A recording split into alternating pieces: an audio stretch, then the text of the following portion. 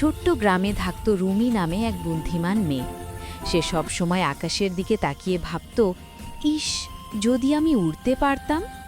একদিন সে নদীর ধারে বসেছিল। হঠাৎ একটি টুনটুনি পাখি এসে তার কাঁধে বসল। পাখিটা কথা বলতে পারত।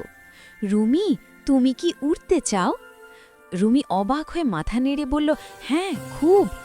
টুনটুনি তাকে একটা রঙিন বেলুন দিল, বলল, এই বেলুনটা জাদুর, কিন্তু মনে রেখো, তুমি শুধু অন্যদের ভালো কাজে সাহায্য করলে তবেই এটি তোমাকে ওড়াবে। রুমি খুশিতে লাফিয়ে উঠল। এরপর থেকে সে গ্রামের সবাইকে সাহায্য করতে লাগল। বৃদ্ধ দাদুর কাঠ আনতে, ছোট ছেলেটার ঘুড়ি তুলতে, এমনকি হারিয়ে যাওয়া বিড়ালটাকেও খুঁজে দিল। প্রতিবার সাহায্য করার পর বেলুনটা আরও বড় আর উজ্জ্বল হতে লাগল। একদিন হঠাৎ বেলুনটা রুমিকে আকাশে তুলল।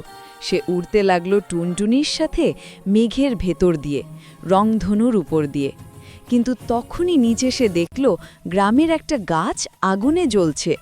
রুমি নিচে নেমে সবাইকে বাঁচাতে সাহায্য করল।